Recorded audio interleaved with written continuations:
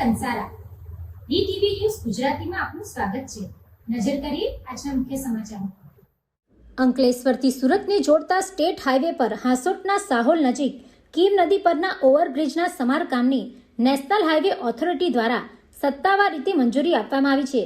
બીજી તરફ રાજ્યના મંત્રી ઈશ્વરસિંહ પટેલની રજૂઆતને પગલે બ્રિજ પરથી મિની બસની અવરજવર શરૂ કરાતા સેંકડો મુસાફરોને રાહત સાંપડી છે।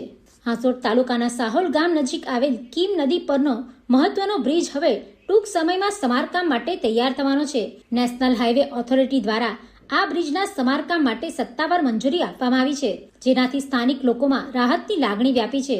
હાલમાં બ્રિજની નબળી હાલતને ધ્યાનમાં રાખીને મોટા વાહનોની અવરજવર પર પ્રતિબંધ મૂકવામાં આવ્યો છે, જેના કારણે અંકલેશ્વર, હાંસોટ અને સુરત વચ્ચેના દૈનિક મુસાફરોને મુશ્કેલીનો સામનો કરવો પડી રહ્યો હતો।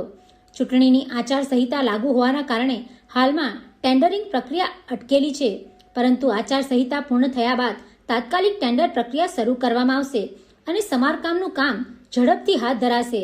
આ વચ્ચે મુસાફરોની સુવિધા માટે રાજ્યના મંત્રી અને ધારાસભ્ય ઈશ્વરસિંહ પટેલની રજૂઆતને અનુસંધાને બ્રિજ પરથી મિની બસ સેવા શરૂ કરવાની મંજૂરી આપવામાં આવી છે। મિની બસ સેવા શરૂ થતાં સ્થાનિક મુસાફરોને મોટા પ્રમાણમાં રાહત મળશે અને રોજિંદા પરિવહન વધુ સરળ બનશે। સ્થાનિક લોકો હવે આશા રાખી રહ્યા છે કે બ્રિજનું સમારકામ વહેલી તકે પૂર્ણ થશે અને વાહન વ્યવહાર સંપૂર્ણપણે પુનઃસ્થાપિત થશે। Pintu Modi, DTV news, Ankleshwar.